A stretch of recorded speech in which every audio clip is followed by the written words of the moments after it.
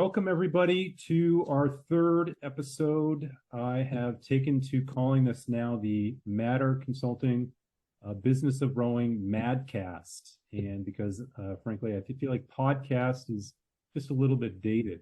Today, we have a really exciting topic and guest, something that is really important for all rowing organizations all over the country, all over the world. Since most of us are nonprofits, we always like to talk about fundraising. And today's guest is a fundraising professional, someone who's been working in this vertical, I guess, for quite some time, has a background in rowing, but also now is a professional fundraiser. I'm welcoming Steven Freygang. Steven, great to have you here. Thank you so much for your time.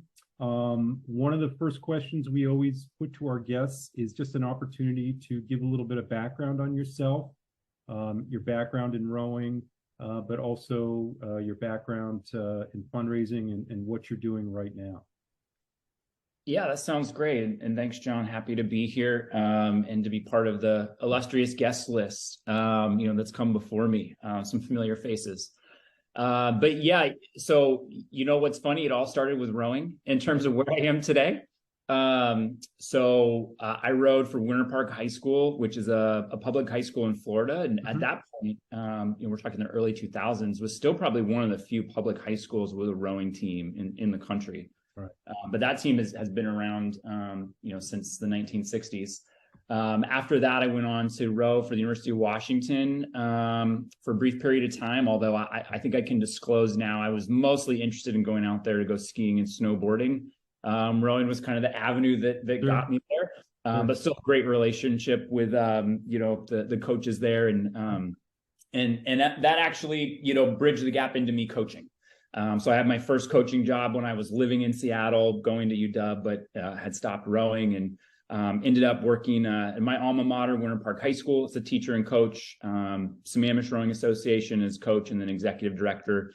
And then that's sort of what propelled me even further into fundraising. So, where this all started was very early on, realizing, as many coaches do, that if I want that boat and I want to go to that trip to the Henley, and I might want to raise someday, that I'm going to have to raise money. So I think, like most fundraisers, I never was thinking this is going to be my career path. Right. But thanks to rowing, it inevitably became part of what I had to do. And you were executive director. You were the person at Sammamish Rowing Association. How long were you there? I was at SRA in total for, I think, around 8 years, about half as coach, and I really started to formalize as a coach our development operations before I was ED. Right. We were trying to finish a boathouse, and then I was ED for 4 years as well. Yeah, it's almost worthwhile to have another conversation about, because I think one of the things that people always wonder about when they see like an amazing new facility, come up out of the ground, like how did they do that? How did they build that facility? And just to have a conversation around getting that facility completed and anyway, we got to move on. That would be hours, but a great discussion to have. Right. For sure. So you're at SRA, and then you had before your current position, you had an intermediary position, right? Which was another fundraising position, was it not? Yeah, so a big part of my role at SRA was fundraising by virtue of, finishing this boathouse that just is a very practical boathouse, okay, but it's really expensive because it's in Seattle. Everything is expensive in Seattle. So I became, pretty adept at fundraising. That took me into a fundraising role at the Woodland Park Zoo at Seattle. I miss rowing every day, but there came a point where I have a toddler at home and I needed to be home more. So that more traditional job, made sense for a while.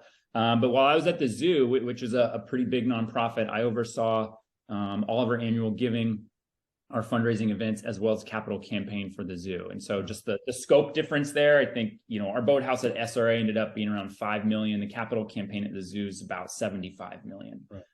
So it gave me the opportunity to be part of, a much bigger, higher level of fundraising. Right. And so now you're at classy.org. What is the official operational name of the organization? Is it classy.org, or talk a little bit about that? Yeah, so just Classy. Just Classy.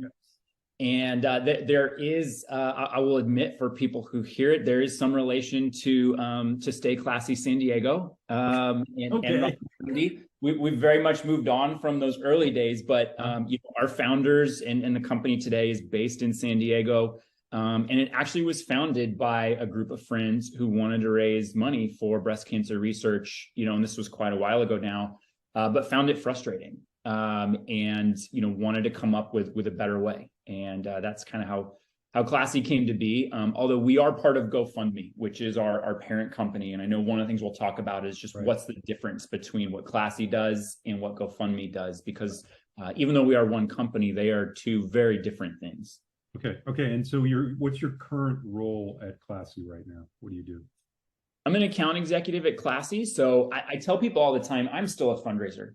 But instead of just fundraising for the zoo or for SRA, I now help, thousands of nonprofits with their fundraising. So more or less what I do is I look for nonprofits that I believe would be a good fit for Classy. I work with them to build out, more of a robust fundraising plan, and then help to fit them, with the right fundraising tools that Classy has to offer.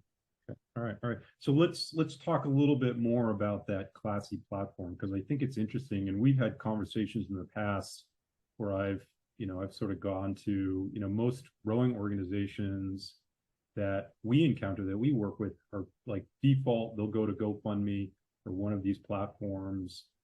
How is Classy different from a GoFundMe platform? Yeah, so that's a great question, and it's a question we get all the time. So GoFundMe is the world's most visited crowdfunding platform. The main use case for GoFundMe is, and this is even part of our mission, it's really about people helping people. So the most common scenario is going to be there's a disaster, maybe it's an earthquake, a wildfire, the hurricane that hit Florida. Right. And, you've got a hole in your roof and, you need to raise funds to fix that. That's really what GoFundMe is used for predominantly, is, people putting out that call for help. And, GoFundMe is essentially creating a gateway where, anybody can learn about what you need and provide that help. It's really, though, oriented towards people. Okay. So an example in the rowing world would be if you have a master's rower who maybe is going to travel overseas for a world championship, right? That's a situation where, it's just me. I'm raising money for this trip. It has a finite end date. I'm not going to need to come back to you in the future probably to raise money again. Right. That's a good use case for GoFundMe. Okay. But not necessarily Classy. Yeah. So the distinction with Classy would be we create fundraising tools for nonprofits, right? So I'm a person raising money versus I'm an organization raising money. Okay. So if you're a team, whether you're high school, masters, club, the tools that are going to be a better fit for you are going to be Classy. And the reason for that is, we are focusing on how do we equip you with giving technology that inspires people to give, and that enables you to re-solicit them and to keep them engaged so that they keep giving.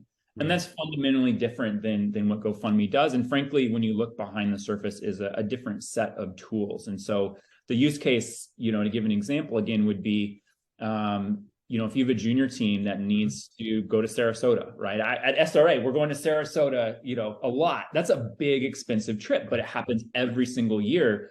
I don't want to just fundraise for that one-off. I need to be building support for that. I need that support to grow year over year. That's really what Classy has the tools for, is to build more of a coalition of support at the organizational level.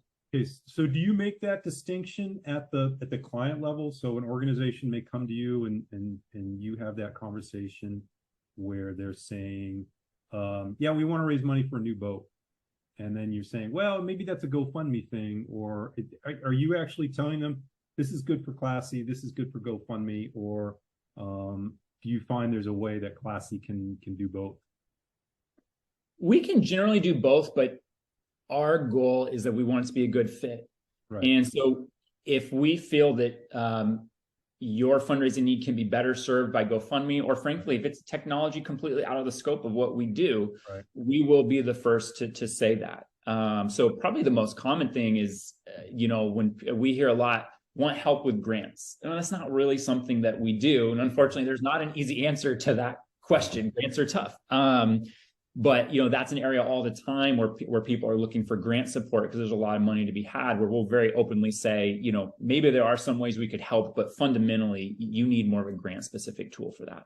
Right. The interesting thing is that, and you kind of zeroed in on that, talking about fundraising for a specific trip, going to youth nationals every year, right? A lot of these things seem isolated projects, but if you start to open it up, you look at it, okay, well, we need a new 8 every year. We need a new 8 right now, but practically, strategically, we're going to need a new boat every year, right? And maybe that's where people may have the idea that, okay, this is a fundraising project or a campaign that's isolated, but in effect, Classy can help that because there's always a long-term perspective on this, right? Absolutely. So, you're going to raise the money for that boat. And I lived through this when I was a coach in my early years. It always felt like it was sort of, we needed something, we had to hope that the funds would be there, right? And fundraising is actually a lot like coaching. I'll just be honest about this, right? If you're just hoping that you're going to do well on race day, we kind of know how it's going to go. If you're hoping that the money is just going to show up for that boat, right, it's probably going to be a struggle. And so what we focus on is, you're going to put in that work to raise that boat, but if you don't keep those donors engaged, share with them the impact that boat has had, but then also share the vision for, and here's the other boats we're going to need to buy in the future. And why is it important that we keep investing in this? You're kind of restarting that process over every single time. And there's a better way to do this, right? You want to be, once someone starts to give, it's just like anything else. If you let them stop and get out of the habit, it's a lot harder to get them to start again. Yeah, it's a great analogy, right? Fundraising is like training. It is like competing, right? It's not something where you just, you don't just stop training and say, okay, we're going to worry about training later, right? Like, I think some people say fundraising is something that we're going to focus on. Well, we don't have to do that until 6 months from now, right? But it really, if you're a nonprofit, fundraising really needs to be happening year round, just the way the training needs to be happening year round, right? Could not be more accurate, right? So rowing, used to be just a spring sport. Like who is just rowing in the spring anymore? Right. Exactly. It's year round, okay? Yeah. It's year round, but every season's different. Fundraising is exactly the same, and I do think, and I remember living through this feeling in, many years ago, like you have your big fundraising event. It's usually in the fall or the spring. And then once that's done, okay, we don't have to fundraise for, another 11 months. Right. But that is what we want to get out of. You are leaving funds on the table. You are hurting that main fundraising event by not keeping people engaged throughout the year, but you want to fundraise differently. So just like, fall training is going to be different than the winter or spring or summer, your fundraising strategy should change over the course of the year. And it doesn't mean it has to be a ton of work. You don't have to do a huge event every single quarter, but we want to keep our donors engaged. And just, think about it too, in terms of, if you have a major gala that a lot of people have had, well, one thing we learned in the pandemic, there's plenty of people that are happy to donate without going to that gala. Okay, those galas are pretty expensive. Right. So maybe they'd prefer to give a different way at another time of the year. That's part of what you're doing, is giving your supporters choice. And they'll actually give more by having additional means and opportunities of giving throughout the course of the year. Okay. All right. One question I had about, is there a, what's the typical size of a client for Classy? Is, because there are some rowing clubs that are large with hundreds of members, right? Even at a certain point, thousands, right? Depending on their scope, right? And there are some rowing clubs with dozens of members, right? So is there a cutoff? You say like, you guys are too big, you don't need us, or like, no, you guys are too small, come back when you're bigger. Yeah. I wouldn't say there's a cutoff. So we work very successfully with nonprofits. I have some, I have 2 this week that are starting with us. They just incorporated. They're building their websites. They need online donation presence. We're going to work with them on that. Right. It's going to be more of a scaled down approach Right. than some of our other clients. Like we work with a number of hospitals and universities that have, many, many, many millions. So, and that's beyond just Classy. There's a number of kind of giving platforms out there. I think every nonprofit can benefit from, utilizing good fundraising technology, regardless of their size. The main thing in terms of what makes Classy a good fit is generally going to be, do you have a story to tell? Yeah.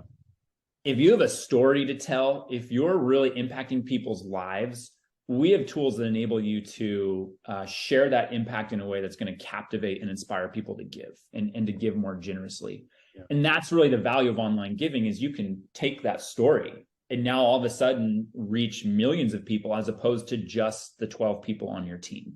So regardless of what platform you use and how many people are on your team, that's what, I think everybody should be tapping into, right? There are donors out there who will give. They just need to be asked. They need to know that we exist. They need to know what we're doing. Yeah. And that's one of the things that's been constant through all my, messaging around sort of growing our sport is the money is out there, right? We're just not hitting the right audiences. But I don't think in rowing, we talked about this, we're not really very good at marketing ourselves, which is, there's a lot of opportunity there. It continues to be a lot of opportunity. Just, to kind of, before we move on to sort of more broader fundraising questions and insight, if somebody's interested in potentially being a client or a customer with Classy or working with Classy, obviously Classy is a for-profit organization. Typically, how do you work with an organization? Is it just for a fee, we're going to set you up? Are you taking a percentage of what you're raising? How does that work? Yeah, so we have a pretty traditional approach to our pricing. So we are a for-profit, although we are a B Corp. So accountable to not just making money, but actually using that money for a purpose. Right. Okay. But for us, it's a mixture of an annual subscription and a transaction fee. That's a pretty common structure, and for good reason, right? Because it means that we're going to be successful when our partners are successful. Right. Now, I will say, regardless of what platform you use, there are a small number of really good platforms. I think Classy is one of those. Right. There's a lot of not so good platforms out there. Okay, let's talk about that. Like, what are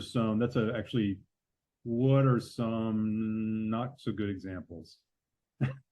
I think rather than throwing out names, I would simply say be cautious around anything that's free. Okay, free is rarely going to mean free, right? It means that you're not getting something.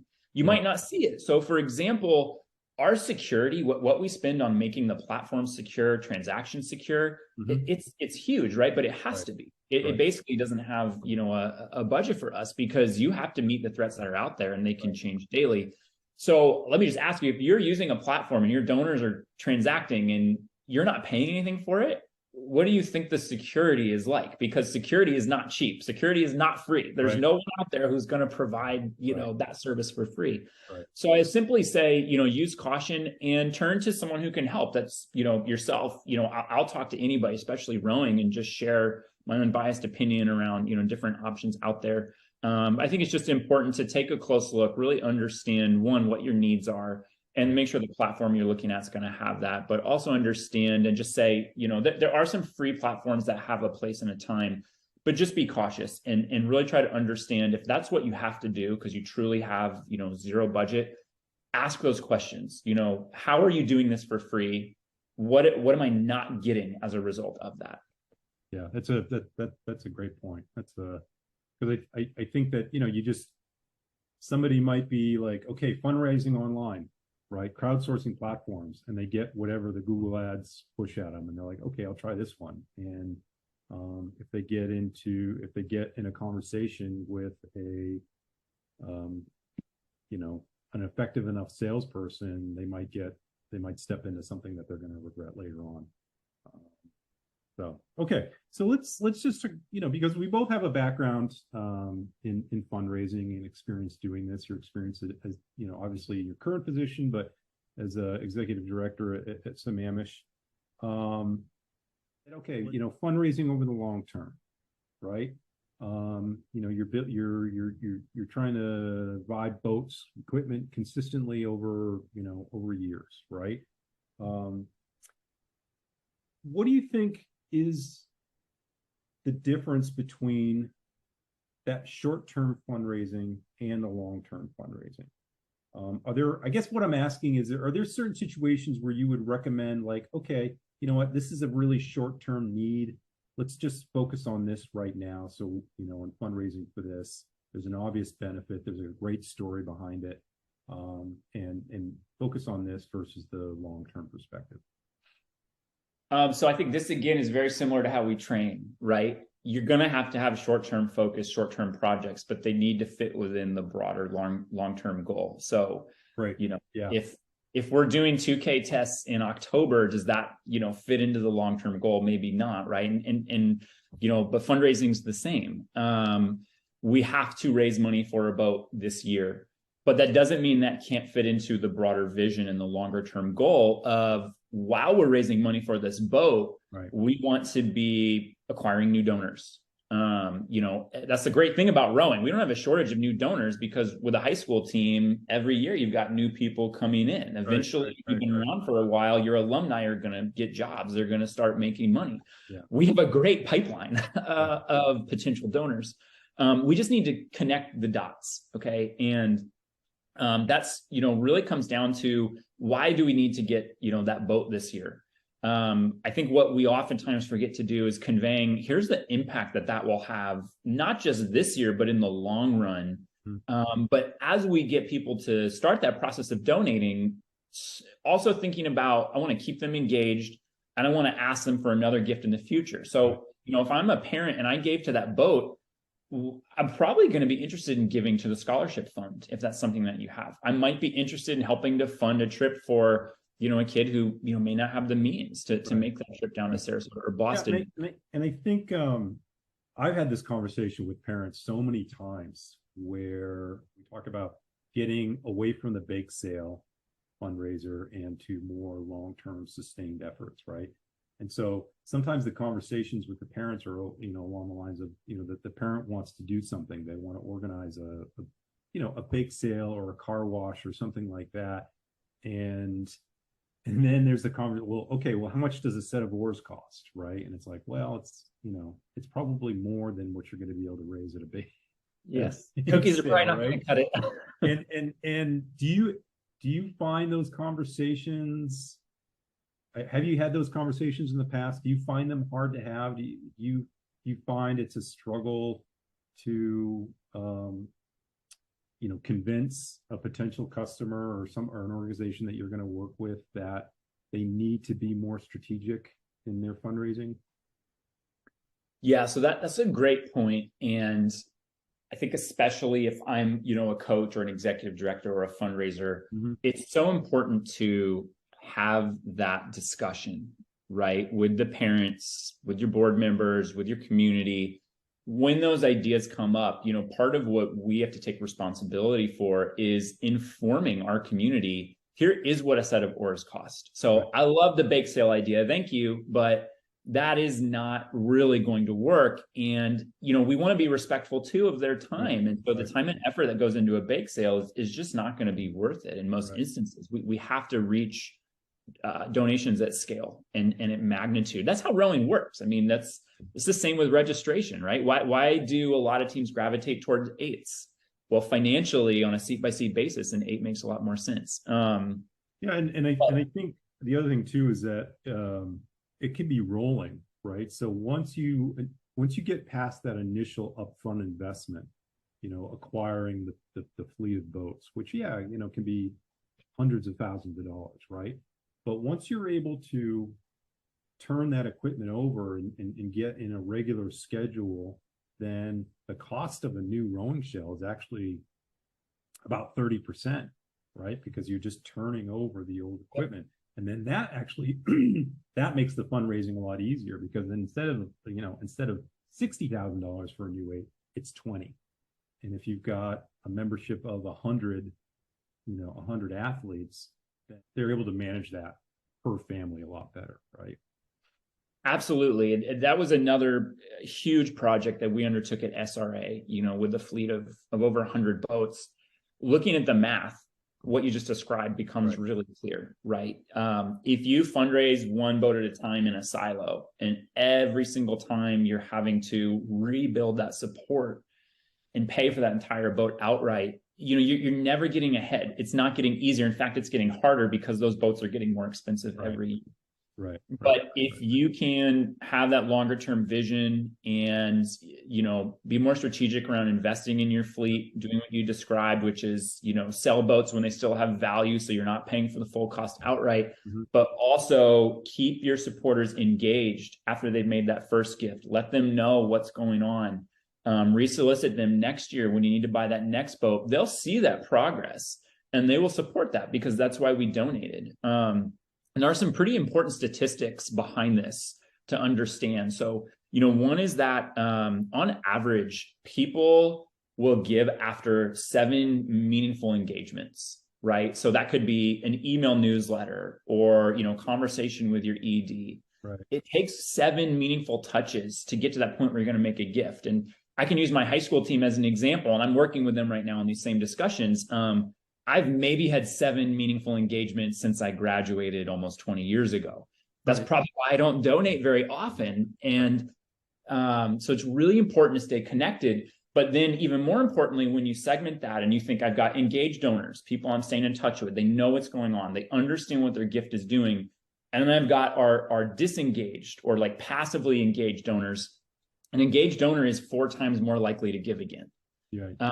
That's a huge difference. And you're not having to climb that mountain every single time to get someone to make that gift. That's both saves you a lot of time and in the long run helps you scale your giving.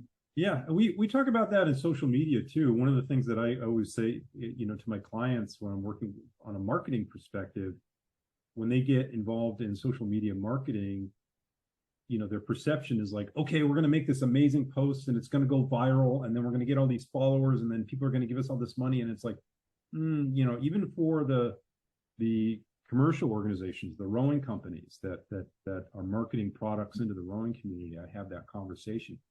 It's not one post that's going to make the difference. Yep. It's 10, 15, 20. It's like when you go on Instagram, that's why you see the same ad over and over and over again, because they know to get a conversion, to get a point where a potential customer is going to click on the post or go to the website to find out more, that's 10 to 15 to 20 impressions, right?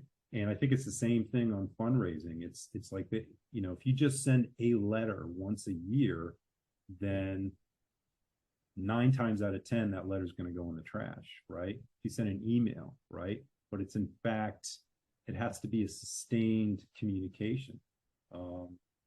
Yeah, we have some data to support this. So what we do, an annual report at Classy every year. It's called Why America Gives, open to the public. So anybody that wants to see it can look at it. But we actually find that donors want to receive some kind of a meaningful update or engagement, depending on their age, every 1 to 3 months.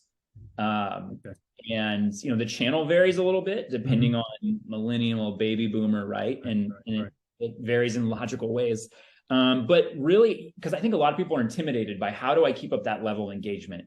It doesn't have to be that complicated. I think for a lot of teams, it can simply be, could you do a quarterly newsletter? Can you have meaningful social media posts, at least a couple times a month, right? And I think quality is always better than quantity. Right. But I think the main message to take away from some of those data points is that that's not an overwhelming amount of quantity, right? To have, 4 to 12 very engaging pieces of content, whether it's newsletter, social media, events, whatever, per year. I think that's doable for most places. Yeah. And I think this moves on to the conversation into relationship management a little bit.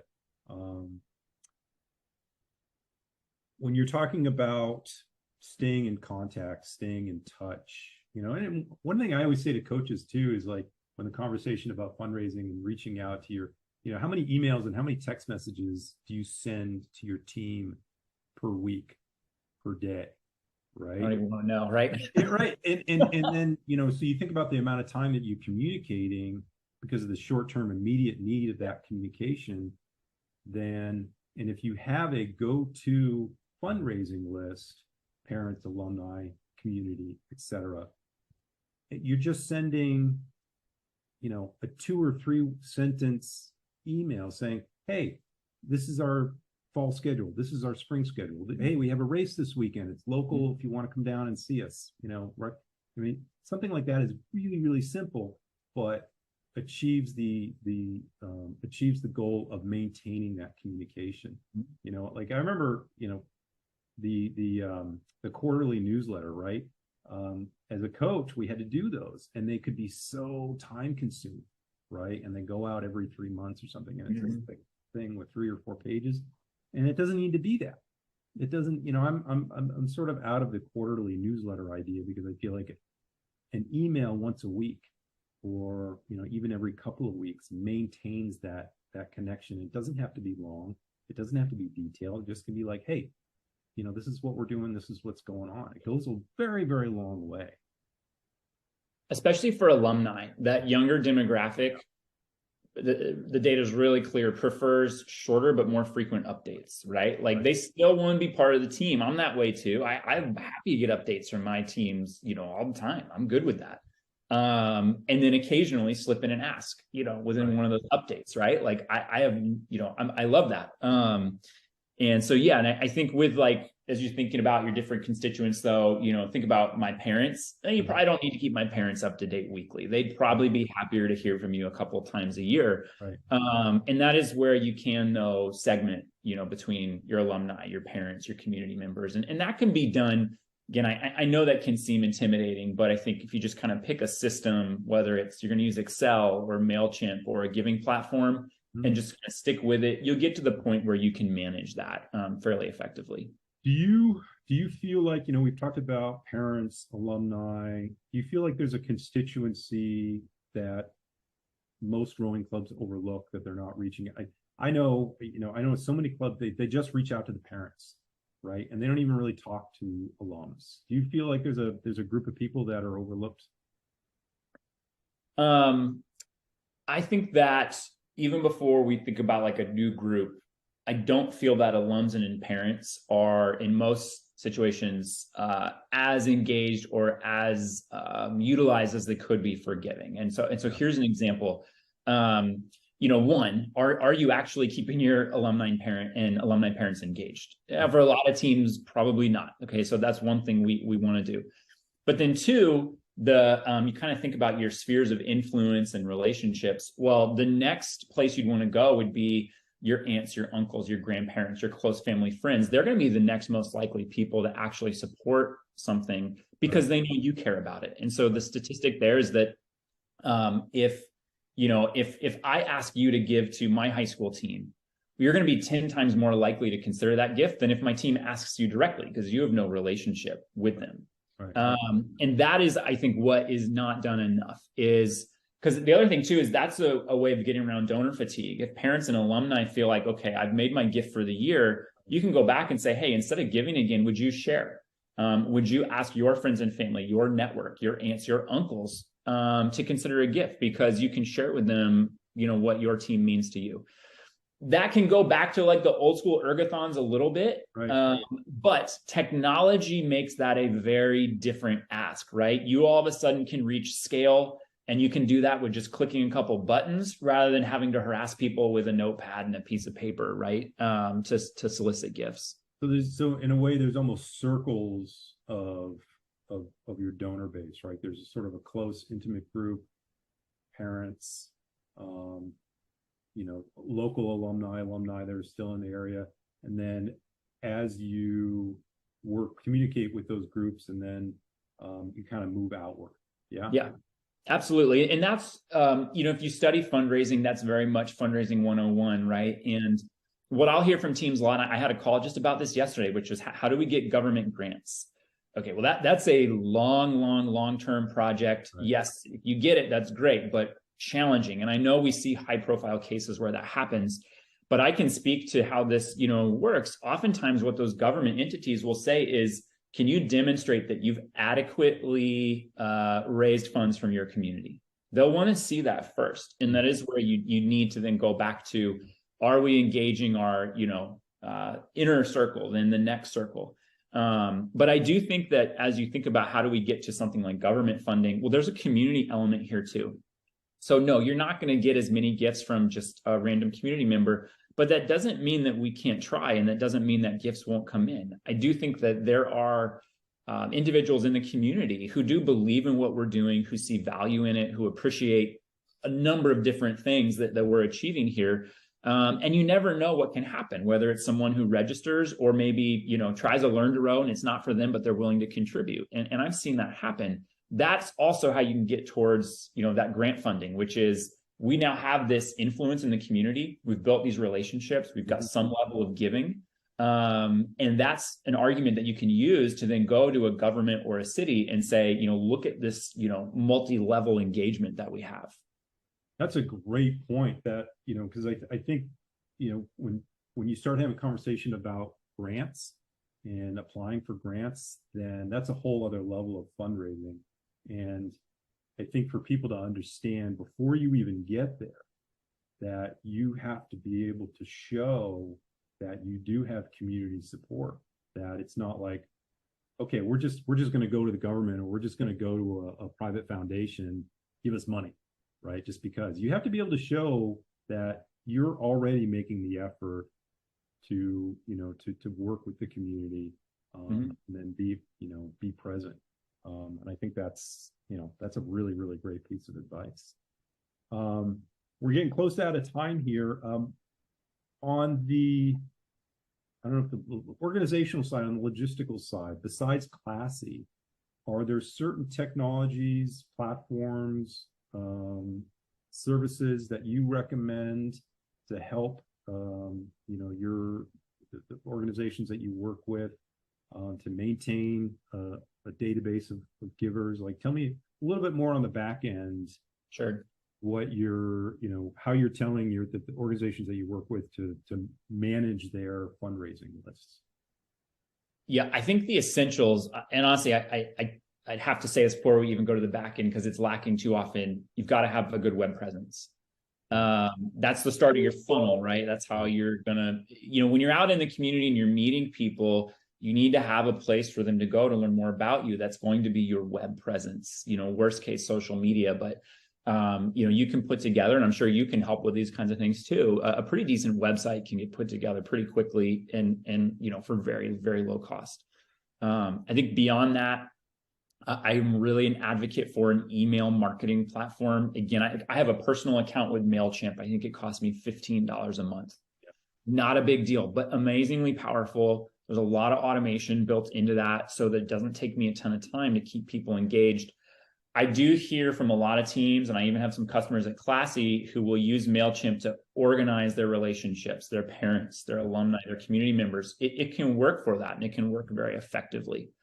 I think a giving platform, if you are wanting to grow, is essential. And I think too often nonprofits will go to, well, we need a database, we need a database, we need a database, but then the data just sits there. Okay, well, what are you doing with the data in the database? Databases are a lot more expensive. That a good database is really hard to set up and manage. So I actually recommend, get your email marketing and your giving platform online first, because that's the funnel that feeds your database. Right. And then from there, I think depending on how heavily you're going to invest in giving and your relationships, a good database is important. And they can range from some that are pretty inexpensive, $50 a month, to, Salesforce, a lot more than $50 a month. Right. It just depends on the organization. And the different types of giving that you have going on. But I think in an ideal state, what we recommend is, a mature nonprofit, regardless of what type of organization you are going to have a database, they're going to have a giving platform, they're going to have an email marketing platform. If we were to look at like US Rowing as an example, you'll probably find a setup, like that. And all the governing bodies will probably have a setup similar to that. And I think it's important to point out that, if you have a form on your website, you can set it up so that form automatically feeds into a MailChimp type database service, right? Yeah. So I think what intimidates a lot of people is they're thinking like, oh my God, there's all this data entry and I've got to like be migrating stuff back and forth. And no, it's, you can actually set up the website, even if you're starting from scratch, you have zero donor base, set up your website, make sure on the website, say, very clearly, it's a nonprofit. This is our story. This is our mission. This is our mandate. This is what we're trying to do. If you want to support us, get on our mail list, get on our fundraising list, right? It's it's surprising people don't know how to do that, but yeah. Yeah, that's the start of that meaningful engagement, right? You may not ask someone to give right away, but you can ask someone, hey, would you like to stay up to date on what we're doing? Sign up for our mailing list. And that is how over time you can build those relationships and turn an interested community member into a donor. And this process doesn't have to happen in a silo. We can be simultaneously recruiting donors and future rowers, right? These two things work together, more often than not. Yeah. Okay, so we're pretty much out of time, but there's one final question that I always put to the guests. Every week I do on my socials, I have Pro Tip Tuesday. You were a coach. Do you have a pro tip? Something that you want to share, like, hey, here's a hack. It can be fundraising related too. You know what? This will be one of those things where I'll be like lying in bed awake tonight thinking about this, and I'll come up with like some really, really, good responses. But maybe the best thing to say is, I've mentioned already, I feel as a fundraiser, it really mirrors my experience as a coach, right? Mm-hmm. Like, I wasn't very good when I started. I can acknowledge that as both a fundraiser and a coach, but by sticking with it and, learning year over year, I got better. And I have to tell people that about fundraising all the time. It's the same process. You have to try things. You have to learn from it. You have to have good partners. That's something we focus on a lot at Classy, is we want to be a partner in that process. And eventually you will get to where you need to go, but it can take time, and you might have some flops along the way. That's part of the process. I certainly had plenty of them as a coach. But I think it's also along those same lines important to understand, like, we want to focus on what we can be great at. If there's one thing that helped me, I feel, kind of get over the hump from being an average coach to a pretty good coach, right, was starting to realize that, I can't coach the way that you do or someone else does, right? I can't just pretend to be Harry Parker and then I'm going to be as good as Harvard. I have to do it my way by knowing what I'm good at, but also by being honest about what we can do in my unique environment, in my boathouse, on my lake. Fundraising is the same. And it's just really about understanding your community, your supporters, being honest about what you need, listening to, your donors or prospective donors. And then over time, you'll build that support. So just, got to stick with it. Yeah, that's really, really insightful, because I feel like professionally, when we start out, we don't really know what we're doing. And so the best thing that we can do is emulate and sort of, do what we've watched, over early in our lives, like in terms of coaching. Like a lot of times we coach how we were coached because we don't really know how else to do it, right? And same thing, like a lot of my earliest fundraising skills I learned from, the head coach of my college team, because he was a master fundraiser, built an entire boathouse by himself. I mean, not by himself, but he drove it, right? And so you cross a threshold when you're able to move on from the patterns, the scripts that you learned watching seasoned professionals do it, and then work out for yourself, what is the most effective strategy? What are the best tactics, right? And that is really a sort of cathartic moment, a real threshold for, I think, a lot of people. They talk about the 10,000 hour rule. There may be some. Yeah, that's exactly it, right? It may not be that finite point, right, but everybody has that point. You, as a fundraiser or a coach, you just got to stay at it long enough to get to that point, and eventually you will. There is no right or wrong stroke. I'm a big believer in this now. Right. It's just a matter of, do you work at it long enough to perfect your way, the way that's going to work for you? And that, I think, is what separates the, really great coaches from from everybody else. And I think fundraising is the same. You just have to be consistent and learn and keep trying and be honest about what you can do really well and what you can't.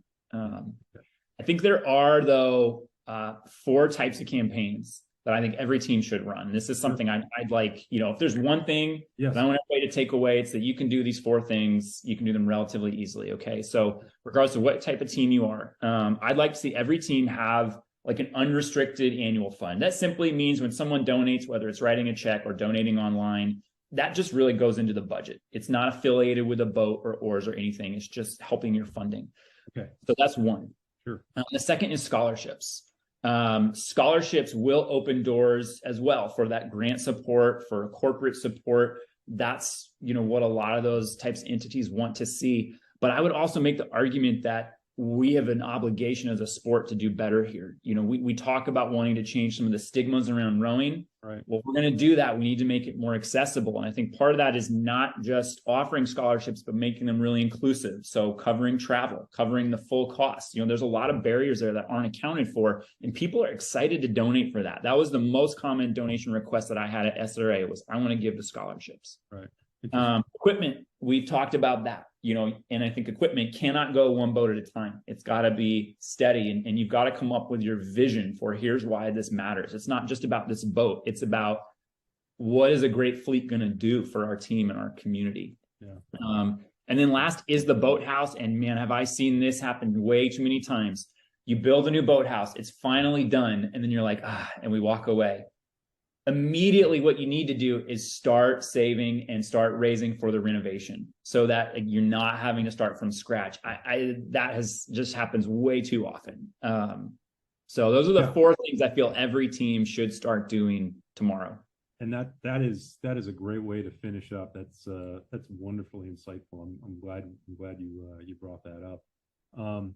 Steven, I want to thank you for your time. I can put, if people want to reach out to you about Classy, about, getting some help, I can put your email in the show notes. Yeah. Yeah, that sounds great. Happy to help anybody, whether you're interested in using Classy or not. I want to see our sport be successful. I want to see teams grow. I got a 3.5-year-old. She's going to row someday. So I need more teams, and I need more teams with good boats and good boathouses and good coaches, coaches who can get raises. Right. So yeah, I'm happy to help. Okay, outstanding. All right. Okay, don't go anywhere. Thank you, everybody, for listening. And thank you to Steven. And we'll be back with more Madcasts next month.